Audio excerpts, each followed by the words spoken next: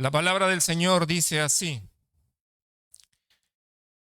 pero estando él en Betania, en casa de Simón el leproso, y sentado a la mesa, vino una mujer con un vaso de alabastro de perfume de nardo puro de mucho precio, y quebrando el vaso de alabastro, se lo derramó sobre su cabeza.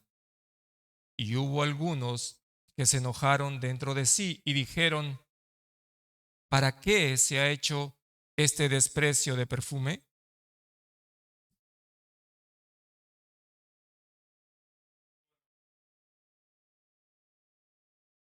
¿Para qué se ha hecho este desperdicio de perfume? Porque podía haberse vendido por más de 300 denarios y haberse dado a los pobres, y murmuraban contra ella. Pero Jesús dijo: dejadla, porque la molestáis. Buena obra me ha hecho.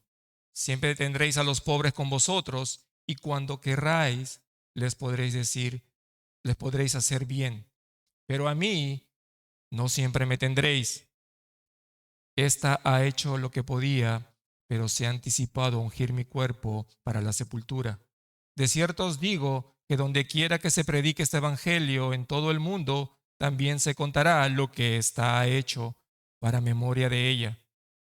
Entonces, Judas Iscariote, uno de los 12, fue a los principales sacerdotes para entregárselo.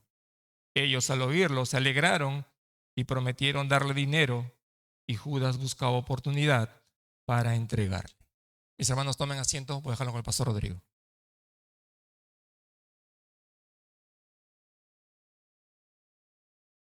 Vale la pena mencionar, hermanos, que estamos a pocos días en que la iglesia celebra la encarnación de la segunda persona de la Trinidad. Vale la pena mencionar, hermanos, que celebramos que la promesa en Génesis 3:15 de que por la simiente de la mujer vendría el Salvador, la iglesia la conmemora. Vale la pena mencionar todas estas cosas, hermanos, a la luz del pasaje también que estamos viendo, como hemos visto de la semana pasada, Cristo en camino a la cruz, porque no podemos separar su nacimiento del propósito y de la misión por la cual Él vino. Y déjenme repetir algunas cosas que había dicho la semana pasada, solamente para poder mantener una misma línea. Toda la sección de este capítulo, del versículo del 1 al 11, comprende una sola unidad de pensamiento. Tiene un solo objetivo. Así que podríamos decir que Marcos tiene una meta clara al estructurarlo de esta manera. La semana pasada hemos expuesto los dos primeros versículos y la razón para esto fue que era necesario entender el contexto o el ambiente del cual Marcos está dando esta narrativa, que es lo que Marcos nos está presentando. Y habíamos hablado de la celebración de la Pascua, de la fiesta de los panes sin levadura, que era un acontecimiento conmemorativo, el más grande que había en Israel, pero que todo esto apuntaba a una sola persona, la persona de Cristo. Y hemos visto cómo de diferentes partes de Israel iban a Jerusalén para el sacrificio del Cordero Pascual que cada familia debía de presentar. Cada padre de familia debía ir con su Cordero Pascual y el sumo sacerdote estaba a cargo del sacrificio.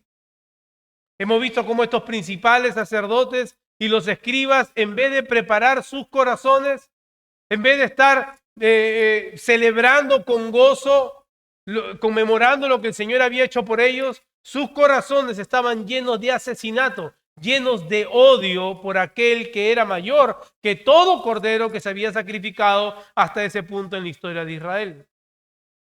Él es, como habíamos dicho, Jesús es el verdadero Cordero Pascual, es el Cordero de Dios.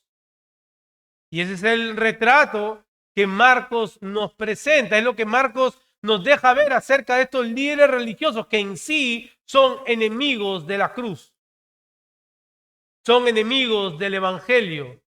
Sus propósitos, sus motivaciones están centrados en ellos más que en la promesa de Dios de un Mesías, de un Salvador. Son como aquellos que Pablo nos describe en el primer capítulo de Romanos, porque la ira de Dios se revela desde el cielo contra toda impiedad e injusticia de los hombres que con injusticia restringen la verdad. Esa era la condición de estos líderes religiosos. Pero no solo de estos malos y perversos líderes, pero también es la condición de todo aquel que niega el evangelio y la efectividad del sacrificio de Cristo para salvar pecadores. Ahora, si le pudiéramos preguntar a Marcos, ¿cuál es tu objetivo en lo que acabamos de leer? ¿Cuál es tu intención? Creo que debiéramos hacerle dos preguntas al texto para descubrir su objetivo. Dos preguntas que a todo texto debiéramos hacerle cuando leemos la Escritura. ¿De qué habla el autor? ¿De qué habla el autor? ¿Y cómo habla de lo que está hablando? ¿De qué y cómo? Y esas dos preguntas nos llevan a ver el objetivo principal y creo que sería el siguiente. Marcos nos presenta las diferentes actitudes o reacciones del hombre frente a la persona de Jesús. Unos, como vamos a ver, van desde el desprecio abierto, otros ponen sus intereses primero y hay quienes hasta lo traicionan. Pero como vamos a ver, hay quienes adoran de manera sincera y esa es la adoración que complace al Señor y ese es el título del sermón de hoy. La adoración que complace al Señor. Pero antes de introducirnos al texto, hermanos, les ruego una vez más, cada domingo es un reto estar aquí parado, sobre todo cuando más aún la salud está comprometida. Y más aún cuando se trata de exponer a Cristo. Así que les pido me acompañen en oración para que el Señor nos ayude en este momento. Amado Padre, entendemos que la predicación es un medio de gracia, no solamente para la edificación de tu pueblo, sino que también es una manera como adoramos tu nombre, Señor. Cuando exponemos la Escritura fielmente y tu pueblo es edificado. Una vez más, queda de lado toda virtud humana o toda limitación humana. Es tu Espíritu Santo, Señor, quien va a aplicar tu palabra. Es tu Espíritu Santo, Señor, que va a hacer lo que el que expone no puede hacer. Ayuda, Señor, a tu siervo que pueda exponerlo con fidelidad, pero ayuda a tu pueblo, Señor, a inclinar su oído a tu palabra. En Cristo Jesús. Amén.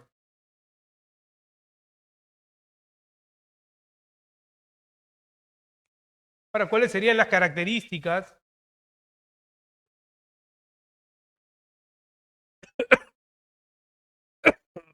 perdón.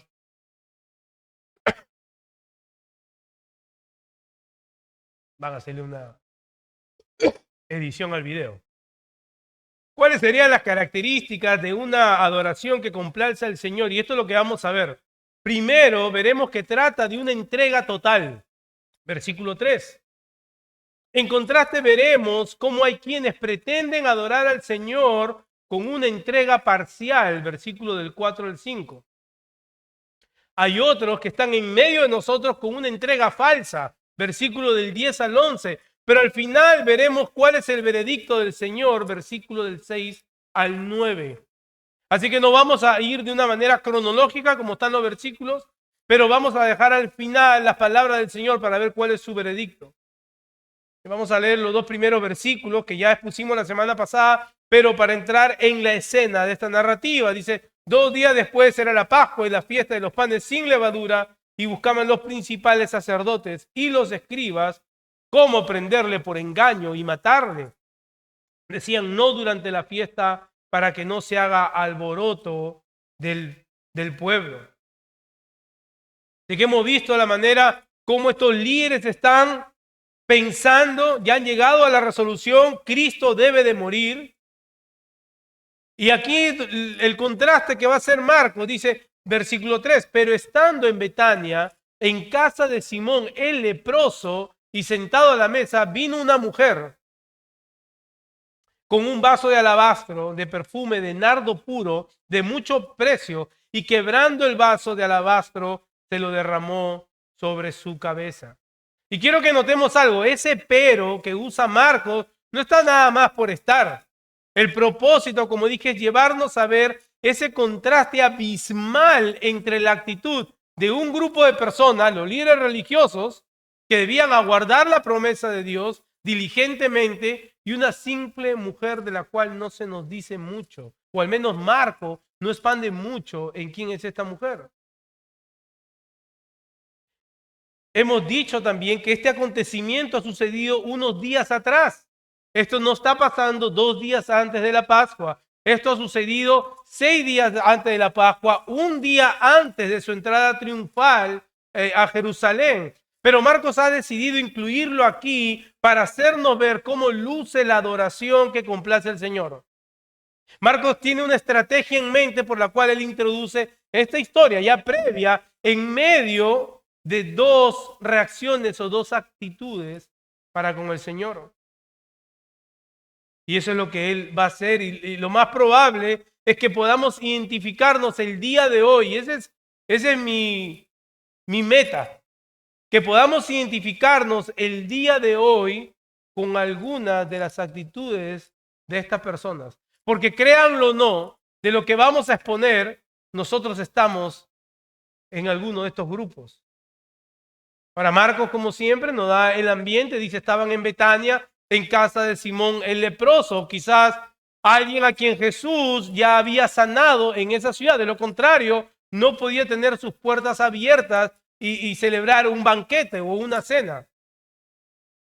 Así que él, en forma de agradecimiento, le ofrece una cena a Jesús. Juan, en el pasaje paralelo, nos da algunos detalles interesantes. Dice que también estaba Lázaro, al que Jesús había resucitado. Así que cabe la posibilidad que esta cena no solamente sea en agradecimiento por la sanación de Simón, al cual la gente aún no se acostumbraba a verlo sano, por eso aún le llaman Simón el leproso, pero también con la resurrección de Lázaro, también por la resurrección de Lázaro. Ahora imaginemos ese cuadro. Y si imaginamos ese cuadro, es realmente una pincelada de lo que es la iglesia. Miren cómo está esa mesa. ¿Y a quién le gustaría estar ahí? ¿Okay? Jesús comparte la mesa con un ex leproso. Aquí nomás cuando tenemos un poco de gripe, huimos, ¿verdad? Por ahí vi algunos que me saludaban así. No solamente un ex leproso, también está un ex muerto, que en su momento había apestado, ¿no? Las moscas le salían hasta por los oídos. Unos ex pescadores, hombres sin cultura, no pertenecen a la élite religiosa. Un ex terrorista o un ex revolucionario, que era Simón el cananista. Un ex traidor a la patria, que era Mateo, publicano, que era considerado peor que un adúltero, y unas simples mujeres que sirven al Señor. Y ese es el cuadro perfecto de lo que es la iglesia. Con razón Pablo en su primera carta a los Corintios dice, de lo necio, de lo débil, de lo vil y de lo despreciado escogió Dios para que nadie se jacte. Eso habla de nosotros. Mientras que aquellos que debían haberle mostrado adoración conspiraban para matarlo, en este cuadro, en esta mesa de gente que posiblemente la mayoría, ninguno de nosotros nos sentaríamos a la mesa con ellos, son personas que sus corazones habían sido transformados y comenzaban a disfrutar lo que sería una realidad eterna en la presencia del Señor. Y estando ahí, dice, a la mesa, vino una mujer que Juan le identifica como María, la hermana de Lázaro. ¿Se acuerdan que Marta era la que servía y María la que escuchaba? Eso es lo que conocemos de ella hasta ahora. Que mientras Marta estaba muy afanada con los preparativos anterior que Jesús les hiciera, muchos comentaristas dicen que Jesús era muy amigo de esta familia, de Lázaro, de María y de Marta. María estaba a los pies del Señor escuchando atentamente cada palabra que salía de él. Otra escena que podemos recordar es que ante la muerte de Lázaro, que ahora está vivo, y estaba muerto, no estaba de parranda, estaba muerto. María, al ver al Señor, se lanza a los pies, y era tanto su llanto que Jesús, al ver el llanto de ella, se conmovió profundamente y se estremeció profundamente. Esa es la misma María, la cual el amor por el Señor ha ido creciendo. Es el amor que debiera estar en nuestro corazón conforme vamos avanzando en nuestro camino cristiano. Nuestro amor por el Señor debe ir creciendo. Ella ahora trae un recipiente de alabastro que es una piedra semejante al mármol, un recipiente caro, pero no tan caro como el perfume de nardo puro que había ahí. Este perfume era muy costoso. Usualmente este perfume era importado desde las Himalayas. Así que había todo un viaje que hacer para poder tener este perfume. Marcos dice que era de mucho precio. Y lo que sucede a continuación fue de asombro para muchos. Y dice, y quebrando el vaso de alabastro, se lo derramó sobre su cabeza. Aquello que era tan costoso, aquello que Marcos mismo nos dice que era costoso, aquello que era tan precioso a la vista de muchos, para ella no era absolutamente nada comparado con aquel que estaba frente a ella. Esto es lo que leemos aquí, dice de mucho precio. Juan nos dice que era 300 denarios. Haciendo una investigación, 300 denarios era el sueldo de un año, que más o menos ahora serían $35,000, es lo que valía aproximadamente este perfume. Pero para ella adorar al Señor era mucho más valioso que lo que este perfume podría ofrecer. Posiblemente este perfume podría haber ofrecido algún tipo de seguridad futura para ella. Siendo mujer, quizás no podía envolverse en los negocios, quizás era una herencia familiar. El punto es que todo eso ella lo da por poco. No considera su alto costo. Y lo que nos deja ver es una adoración sacrificial, una muestra de entrega total, y tal debe ser la adoración de aquel pecador que ha saboreado la libertad de su culpa por el pecado. Aquel pecador que ha sido liberado del yugo esclavizador del pecado. No hay otra forma de adorar a aquel que nos ha salvado de la condenación eterna. No hay otra manera de adorar a aquel que ha tomado nuestro lugar en el banquillo de los acusados y fue hecho maldición por nosotros para que nosotros fuéramos declarados justos. Ahora, debo aclarar, hermano, con la mirada de muchos, que no estamos hablando aquí de asuntos materiales. No, hermanos, el mensaje no es traigan sus propiedades, traigan sus cosas aquí al altar. Eso no es el mensaje. Ese es el discurso de aquellos que pretenden hacerse ricos por medio del evangelio. Lo que estamos hablando aquí es de una adoración que nos lleva a mantener una postura de humillación y de dependencia al Señor, una adoración de entrega total. En el caso de esta mujer, era algo que podía haber significado algún tipo de seguridad. Pero en sí lo que nos muestra es esa entrega total, esa devoción total al Señor. No hay restricciones cuando se trata de adorar al Señor. La escena nos muestra este gran amor de ella por Jesús. Y algo interesante es que por un lado Marcos nos dice que se lo derramó sobre su cabeza, pero Juan nos dice que se lo derramó en sus pies. Lo que sí podemos entonces llegar a la conclusión y contemplar es que este perfume fue derramado desde la cabeza de Jesús y llegó hasta sus pies. Y dice que ella le secó los pies con sus cabellos. Imagínense esa imagen, hermano. Esa imagen de adoración, Jesús no la detiene. Jesús recibe la adoración porque Él merece toda adoración. Dice que toda la casa se llenó con el aroma del perfume. Y déjeme decirle, hermanos, que nuestra adoración debe lucir similar a la de esta mujer. No importa si eres joven, no importa los años que tengas y no importa la idea o los conceptos que tengas, tu adoración al Señor, tu entrega al Señor, si dices que eres cristiano, debe ser total. sin restricciones. Y estoy hablando del corazón.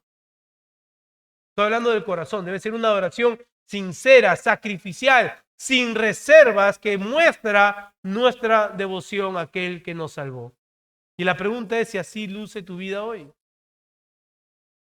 No estoy hablando tampoco de cuando nos venimos a reunir en una adoración corporativa, sino tu vida entera. Si tu vida entera luce de esta manera, con una devoción sacrificial y sin reservas, o eres de aquellos que pones condiciones. Esto sí, Señor, pero esto no. Yo sé que esto es lo que tú dices, pero no quiero. Esto tiene que ver todo con la manera como vamos creciendo en santidad. ¿Eres de lo que pones condiciones? ¿Eres de lo que cuando la adoración compromete nuestras motivaciones, luchamos y nos vamos más por nuestras motivaciones que verdaderamente adorar al Señor? Ahora, como era de esperarse, esta actitud de adoración, de entrega total, generó sus reacciones. Miren el versículo 4. Y hubo algunos que se enojaron dentro de sí y dijeron, ¿para qué se ha hecho este desperdicio de perfume? Ahora observemos que hay quienes adoran al Señor en entrega total y hay quienes lo hacen o pretenden hacerlo en una entrega parcial. Es otro contraste que Marcos nos presenta aquí. Y esta es la actitud de aquellos que eran discípulos de Jesús, que al ver la adoración de esta mujer, sorprendentemente y tristemente, vemos su reacción. Se enojaron y lo consideraron un desperdicio. Para estos discípulos, Jesús no era digno de tal sacrificio. Aún no entendían lo que era Jesús. Para ellos, Jesús no era digno de tal expresión de adoración sin reserva. Y estos han estado más tiempo con Jesús. Y la palabra original que se usa es que para ellos fue un despilfarro. Fue un tirarlo a la nada.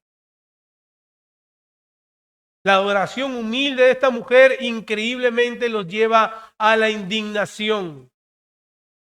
Estos discípulos aún eran esclavos de sus prejuicios.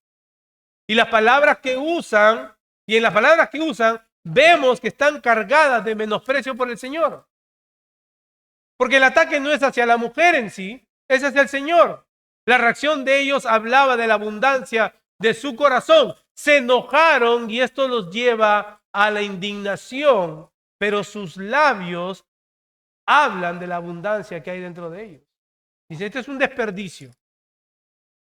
Y mientras que esta mujer nos está dejando ver una adoración en entrega total, este grupo de discípulos pretende ser seguidores de Jesús, adorándolos de manera parcial. ¿Por qué? Porque hay otras cosas que aún ellos valoran más que al mismo Cristo. En este caso eran los 300 denarios. 300 días de trabajo. Para ellos valían más que el mismo Cristo. Y ellos dicen, se pudo haber hecho provecho de esto de otra manera. Se pudo haber vendido y dárselo a los pobres. Para ellos aún habían asuntos más importantes que el mismo Jesús. Y vemos que esta es una falsa indignación. Esta indignación lo único que hace es disfrazar el pecado de su corazón. ¿Cuál es aquel pecado en su corazón? El pecado de no ver a Cristo suficientemente digno de máxima adoración. Ahora, Juan por su parte nos deja ver que el que encabezaba este grupo de personas que se enojaron y se indignaron era Judas Iscariote. Él fue uno que levantó la voz. Él fue uno de los que dijo, este es un desperdicio. Ahora, un detalle también curioso es que esta palabra desperdicio quiere decir perdición, que es la misma palabra que se usa para describir la vida de Judas. Desperdicio. Mientras que él creía que el acto de la mujer era un desperdicio, una perdición, la vida de él fue una verdadera perdición y un desperdicio. Ahora miren lo que tenemos hasta aquí entonces, lo que Marcos nos ha presentado. Los líderes religiosos buscaban matar a Jesús. Encontraste una mujer humilde, da una lección de una verdadera adoración. Aquellos cercanos a Jesús, o al menos un grupo de ellos, aún no ven a Jesús como digno de devoción total. Y lo que tenemos que ver es que este grupo de personas bien puede representar residuos de religiosidad en nuestro propio corazón. ¿Por qué? Porque la adoración verdadera nos lleva a poner todo a los pies del Señor, nuestra vida entera. Así debiera ser. Pero para el religioso se trata simplemente de asuntos externos, de apariencia, de simples prácticas o de ser productivo, no de sacrificios verdaderos. El sacrificio verdadero lleva al espanto y a la indignación a un religioso. No llevan una vida de devoción total y verdadera de corazón. Muchos pretenden adorar al Señor de esta manera. Muchos pretenden adorar al Señor de manera parcial. Adoro al Señor hasta cuando mis propios intereses se ven comprometidos. Y cualquier cosa resulta una excusa para que se interponga entre mi persona y mi adoración al Señor. Cuando el Señor pide mi obediencia en ciertas áreas de mi vida que todavía me traen cierto placer, que todavía me traen cierto confort, todavía me traen cierta seguridad, cierta satisfacción, yo no estoy dispuesto a sacrificar eso. No estoy dispuesto a hacerlo. ¿Por qué? Porque mi lógica es la misma de estos discípulos. Cristo no es digno o suficientemente digno como para que yo abandone ciertas cosas y poder seguirlo completamente con todo mi corazón. Y ahí puede poner lo que sea. Puede poner falta de perdón cuando el Señor nos dice perdona y no queremos perdonar. Motivaciones egoístas, buscando el éxito. Pónganle lo que ustedes quieran. Aquello que tú no estás dispuesto a sacrificar y es lo que Cristo te dice que debes sacrificar. Simplemente es porque no lo vemos a Él como digno. No, yo sé que el Señor me dice que yo debo ser fiel y constante en congregarme, que no debo ver por menos la congregación de los santos. Pero.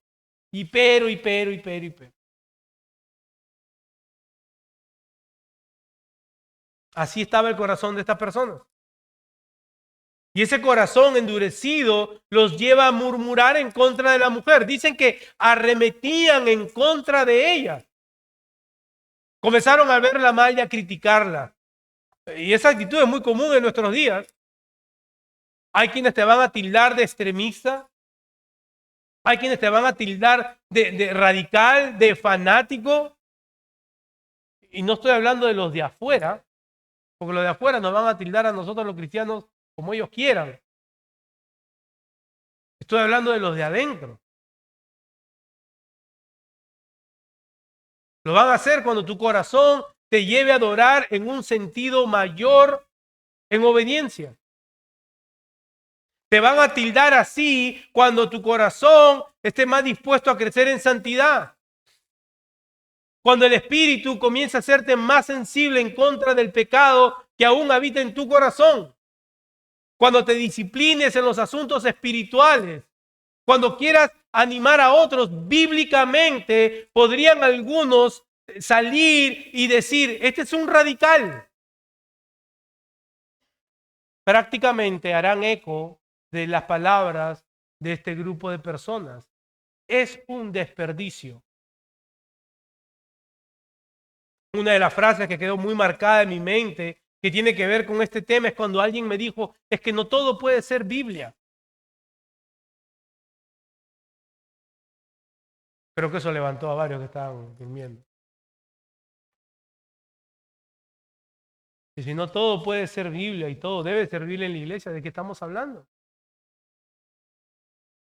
Por su parte, Juan nos deja ver que la verdadera intención de Judas nos da un rayo X del corazón de Judas y es el motivo por el cual él va a traicionar al Señor. Miren en el versículo 6 del capítulo 12 de Juan. Pero Judas dijo esto no porque se preocupara por los pobres, sino porque era un ladrón. Y como tenía la bolsa del dinero, sustraía de lo que se echaba en ella. Así que vemos una vez más cómo esta indignación era una indignación hipócrita. Está simplemente disfrazando el pecado en el corazón de Judas explícitamente. Aunque Marcos nos dice que fue un grupo de discípulos, fue quizás Judas el primero que habló y el resto estuvo de acuerdo con él. Ese pecado en el corazón de Judas, aquella avaricia que él trataba de disfrazar con una falsa indignación, es lo que Satanás va a usar para llevarlo a traicionar a Jesús. Ve en él el aliado perfecto para los líderes religiosos que buscaban asesinar a Jesús. Miren el versículo 10. Entonces Judas Iscariote, que era uno de los 12, fue a los principales sacerdotes para entregarle a Jesús. Cuando ellos lo oyeron, se alegraron y prometieron darle. Él buscaba cómo entregar a Jesús en un momento oportuno.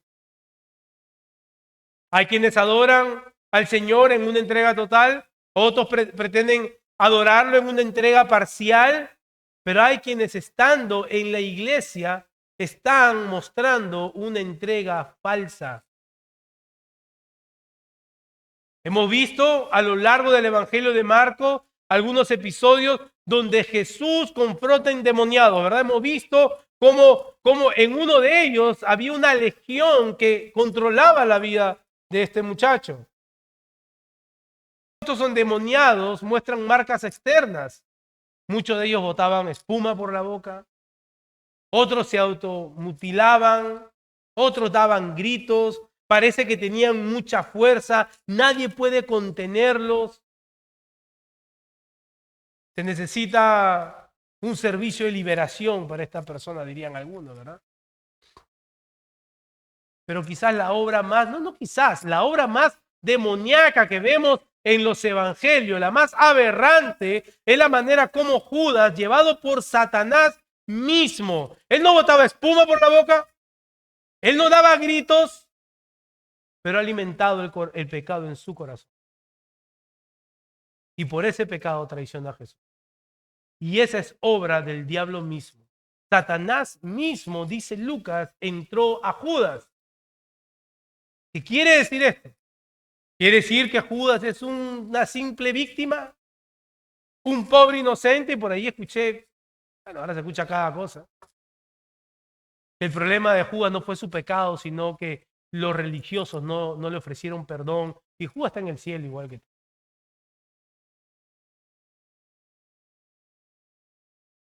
No es que Judas lleva a hacer algo que él no quería. Su corazón, y Marcos se ocupa de mostrarnos eso, su corazón era un corazón avaricioso, era ladrón. Dice Juan que sustraía de la bolsa de la ofrenda. Desgraciadamente lucía como el más confiable de todos, como lo mejorcito que tenía Jesús. No era impetuoso como Pedro, no pidió que cayese fuego del cielo como lo hizo Juan y su hermano Jacobo. No tenía un historial de revolución ni de terrorismo como Simón. No había sido un traidor a la patria como Mateo. Quizás era el más intachable de todos. Pero vivía en una entrega falsa. Y su pecado iba rampante en su corazón. Su pecado iba creciendo en su corazón. Y Satanás lo único que hace es ofrecerle lo que él más quería. Por eso decimos que el creyente tiene 3 enemigos, ¿verdad? La carne, el mundo y Satanás. Pero Satanás no va a hacer que tú hagas algo que tú no quieres. Y por ahí hay muchos que dicen, no lo quise hacer, fue Satanás. No, tú querías hacerlo. Satanás te puso el cebo, tú caíste. Acuérdense lo que dice Santiago. que de las propias pasiones desordenadas de nuestro corazón que pecamos.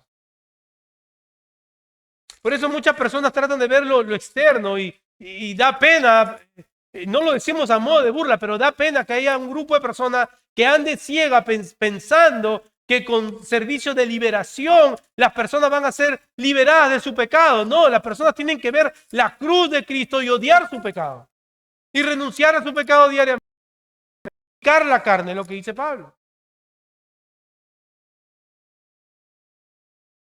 Mire el versículo 10, movido por esa avaricia, este hombre fue a los principales sacerdotes para negociar la entrega de Jesús. Quizás lo que él pensó, esto es un desperdicio, los 300 denarios, quizás lo llevó a pensar y dijo, yo puedo sacar un buen dinero de aquí.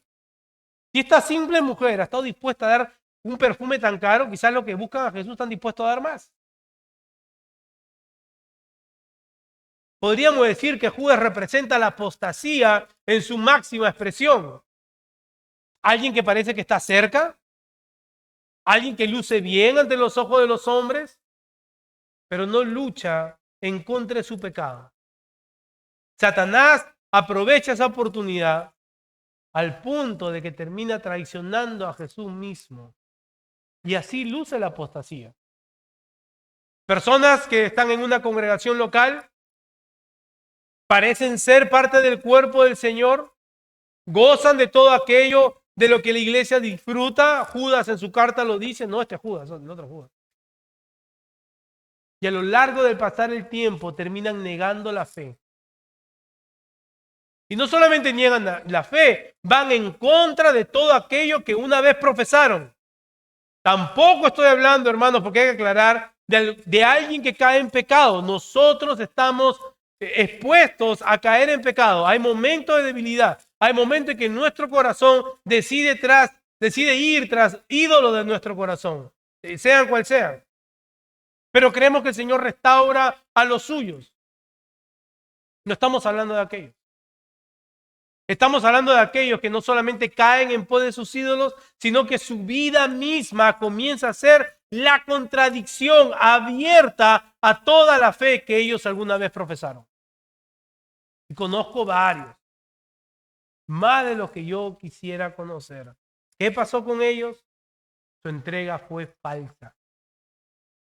Y ahora abiertamente con su vida niegan aquel Cristo que se les fue expuesto y se les fue ofrecido.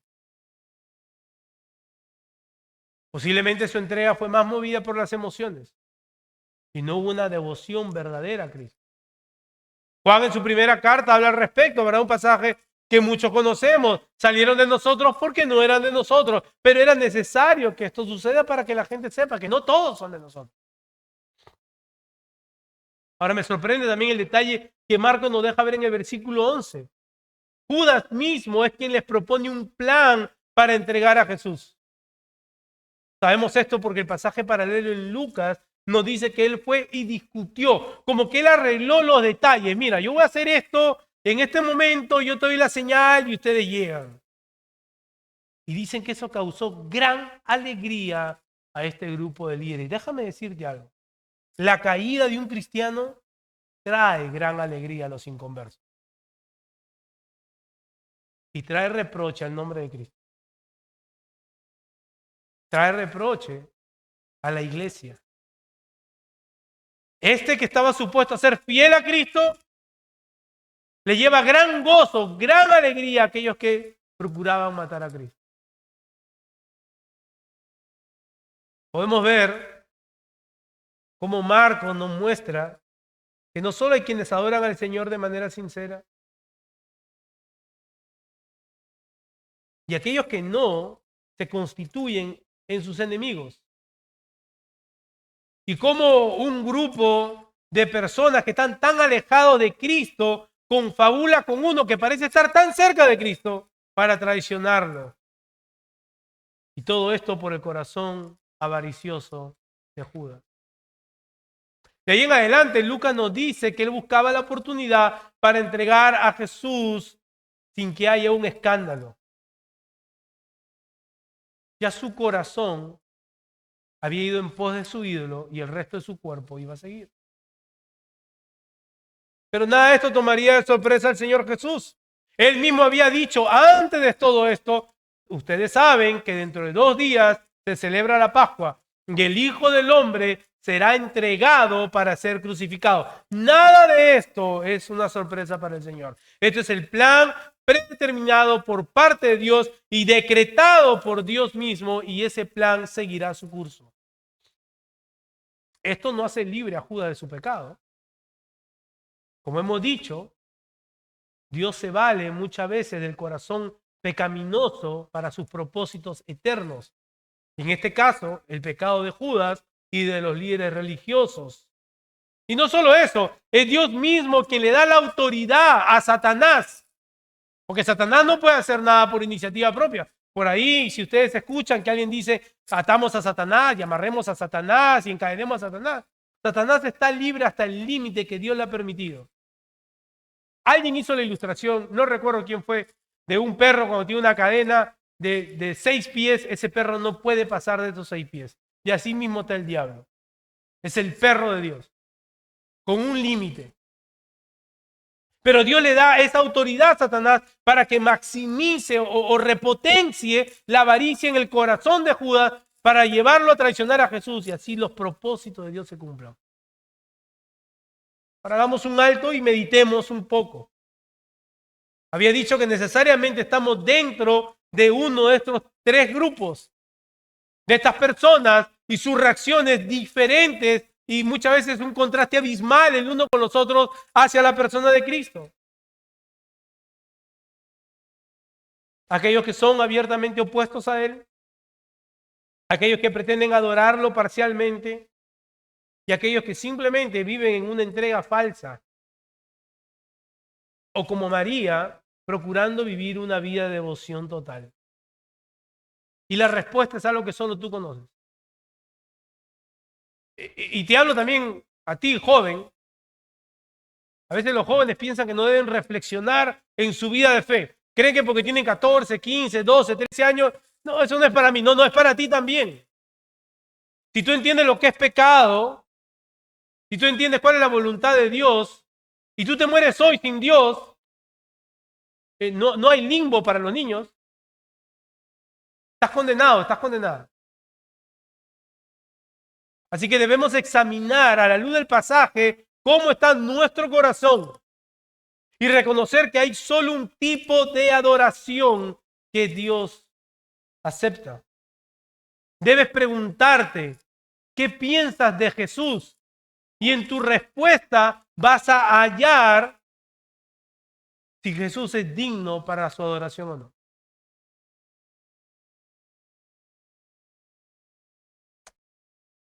La adoración que complace al Señor, vamos a ver que solo hay una respuesta que Él va a aceptar por parte del pecador para con Él, lo que nos lleva a nuestro último encabezado, el veredicto del Señor, versículo 6. Regresamos unos cuantos versículos. Pero Jesús dijo, déjenla. ¿Por qué la molestan?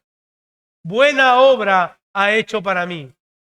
A diferencia de los demás discípulos, esta mujer sí ha visto el valor y la belleza de Jesús. Los discípulos, algunos de ellos valoraban más lo que costaba el perfume. La mujer valora a Jesús por sobre todas las cosas. Y es que no hay otra forma de adorarlo.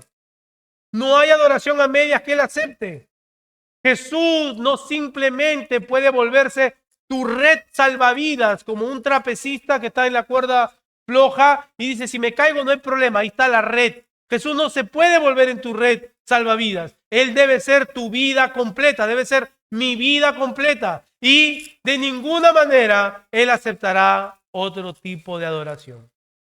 De ninguna manera. En Lucas 14:26, el Señor hace una declaración que tiene que ver con esto. Dice, si alguien viene a mí y no aborrece a su padre y madre, si no aborrece a su mujer e hijos, a sus hermanos y hermanas, y aún hasta su propia vida, no puede ser mi discípulo. El que no carga su cruz y me sigue, no puede ser mi discípulo, recalca el Señor. Ahora, al escuchar estas palabras, Puede ser que te resulte chocantes. Puede ser que te lleve a fruncir el ceño y decir, ¿qué es lo que está hablando el Señor? ¿Qué es lo que está diciendo? Y de manera breve, déjame explicarte algo rápidamente. Lo que el Señor Jesús está diciendo es que no puede haber ningún tipo de lealtad humana, ¿ok? Ni relación humana que esté por encima de la relación y la lealtad que debemos de tener con Jesús. Si verdaderamente me voy a llamar discípulo de Jesús, no le debo mi lealtad a nada más que a Jesús. Hay lealtades dentro del círculo familiar que deben existir. Lealtades dentro de los cónyuges que debe existir. Pero mi lealtad máxima por sobre toda relación humana horizontal es mi lealtad vertical para con el Señor. Nada puede estar por encima de eso. Y muchos pretenden seguir a Jesús siempre y cuando no interfieran con sus planes personales. Y eso no es adorarlo. Muchos ponen a la familia antes que el Señor. Y nosotros entendemos el valor de la familia. Eso, obviamente, nosotros promocionamos el valor de la familia. Pero muchos no mueven un dedo, no vienen al culto de oración, no se involucran con la iglesia, no por falta de tiempo, es porque no sé qué va a decir mi familia. O quizás el negocio. Ponen al negocio antes que al Señor. Y la excusa es que yo no necesito ir a la iglesia. No, tú necesitas venir a la iglesia. No solamente necesitas, el Señor te manda a que crezcas en una iglesia local. Otros ponen el descanso como algo prioritario. No es que domingo es el único día que puedo tomar desayuno. Y está bien, se entiende. Pero es el día del Señor. Escoge mejor la hora del té que el desayuno. Otros ponen una relación por encima de la relación con el Señor. Muchos entran en una relación de yugo desigual. Cuando la escritura es clara, dicen, no, es que yo la voy a llevar a la iglesia. No, yo lo voy a llevar a la iglesia. Ese es condicionar la adoración que el Señor pide de nosotros. Y si nosotros vemos, hermanos, a Jesús como digno de nuestra lealtad y fidelidad, entonces lo adoraremos de la manera que Él exige y no como nosotros simplemente queremos y tratamos de inventarnos. Y Él se complace de esa oración y va a decir las mismas palabras que le ha dicho esta mujer. Buena obra me hace mi siervo, buena obra me hace mi sierva. El versículo 7, si lo leemos, quizás nos puede llevar un poco de confusión. Dice, siempre tendréis a los pobres con vosotros. Aquí expone la hipocresía de este grupo de personas. Podríamos pensar quizás que Jesús está menospreciando a los pobres, pero hace todo lo contrario. Es más, Jesús recalca la responsabilidad continua de los discípulos para con los débiles. Dice, siempre tendréis a los pobres y cuando quieran les podrán hacer bien. Siempre estarán los más necesitados entre vosotros o entre nosotros. Y debemos de buscar formas de hacerles bien y siempre habrá oportunidad para eso. Pero en este caso Jesús les revela que a él de manera física ya muy pronto no lo tendrán. Pero a mí no siempre me tendréis, dice él.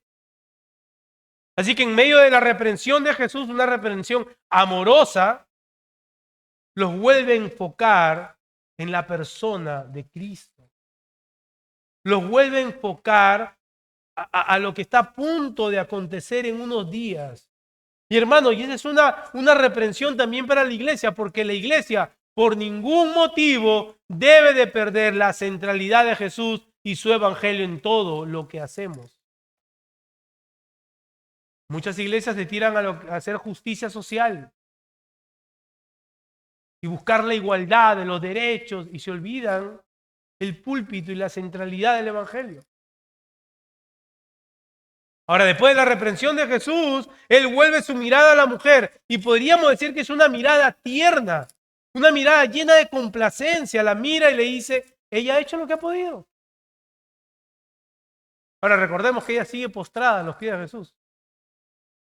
Ella ha hecho lo que ha podido. ¿Y qué es eso que ella ha podido hacer? Adorarlo con todo lo que tenía. Y este es de gran consuelo para nosotros, hermanos, porque el Señor no pide de nosotros lo que no podemos darle. Él nos pide aquello para lo cual Él nos ha salvado, que es nuestra fiel devoción. Eso es lo que Él nos pide. Él no nos pide más. Él no es un rey tirano. Él no te va a exigir algo que no está en tus capacidades. Él nos pide todo aquello para lo cual Él nos salvó, que es vivir fielmente a su nombre. Pero Jesús tiene aún más que decir de María. Dice, ella se ha anticipado a ungir mi cuerpo para la sepultura. Hasta ahora Jesús en repetidas ocasiones le ha dejado saber a sus discípulos que es necesario que el Hijo del Hombre muera, pero que al tercer día va a resucitar. Lo ha dicho antes, lo hemos leído. Pero ninguno de ellos se ha anticipado a la muerte de él como esta mujer lo ha hecho. Con este perfume, esta mujer está preparando el cuerpo del Señor para una muerte entre criminales e indigna.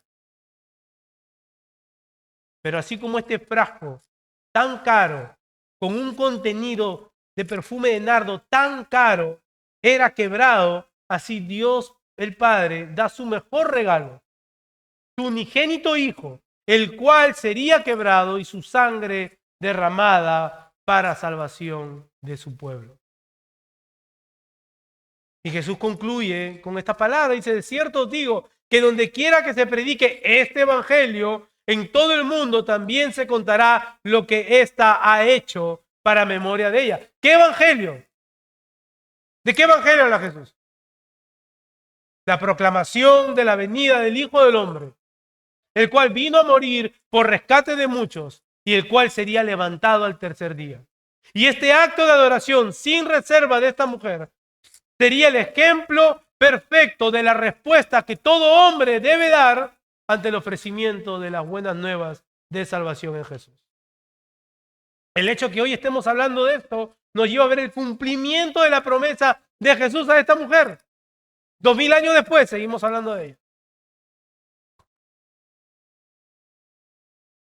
Déjame decirte a ti que has profesado a Cristo como Señor y Salvador, que has conocido y has probado de su bondad, de su amor. La adoración de esta mujer es tu adoración. ¿Por qué? Porque has entendido que Él es digno de toda adoración. Que aún en medio de las aflicciones, aún en medio de las tormentas, aún en medio de debilidades, y sí que somos débiles, aún en medio de tentaciones, aún en medio de dudas, así debemos de adorar al Señor. Esto no es una adoración perfecta.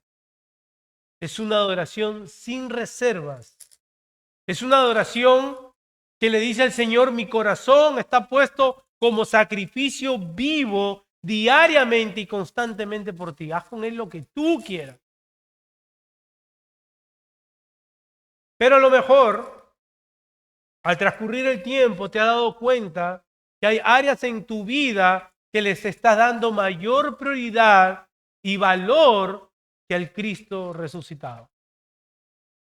Quizás haces una reflexión en tu vida y te das cuenta que hay áreas en tu corazón que se han vuelto en salvadores prácticos, en mesías, en pequeños mesías diarios. Y le tienes más lealtad a ellos, sea tu opinión, sea tu carrera, sea cualquier oficio que tengas, sea el ministerio. Quizás hay aspectos en tu vida que no estás dispuesto o dispuesta a sacrificar por aquel que ha dado su vida para que seas salvo. Y te exhorto que examines tu corazón. Te exhorto que traigas a tu memoria la cruz. Que veas la sangre preciosa, carmesí de Cristo derramada a tu favor. Que te postres delante de Él. Que te arrepientas por haber dado una adoración a medias, la cual no es adoración. Pero también quiero hablar con aquellos que estando aquí no conocen al Señor. que no tienen una relación personal con Él. ¿Te parece esto una exageración? ¿Te parece esto fanatismo? Déjame decirte que tú eres tan adorador como un cristiano. Tú adoras con la misma intensidad y la misma intención que un cristiano. ¿Qué quiero decir con esto? Tú adoras algo. Tú no adoras a Cristo, pero hay algo que adoras con gran intensidad y con el propósito de encontrar seguridad en aquello que adoras. Seguridad y confort que solo ofrece Cristo cuando por medio de Él somos reconciliados con Dios el Padre.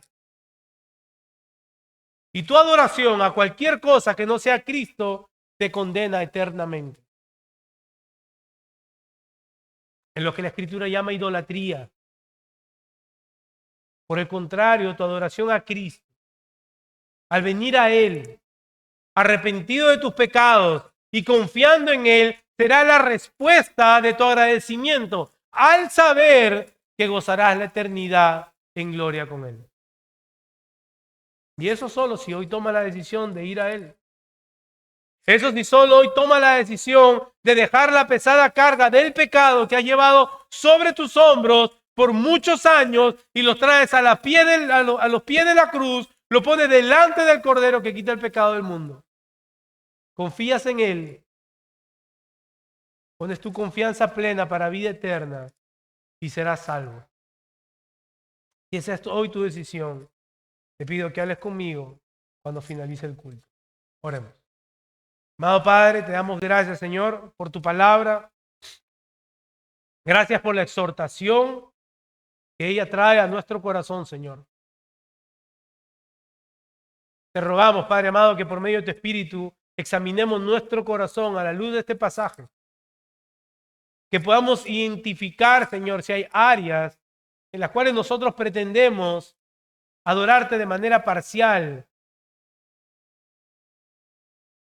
Señor, ayuda a aquellos que el día de hoy no te conocen, Señor. Que tu Espíritu Santo les otorgue el nuevo nacimiento. Que tu Espíritu Santo, Señor, regenere sus corazones y puedan así correr a Cristo. En el nombre de tu Hijo hemos orado. Amén.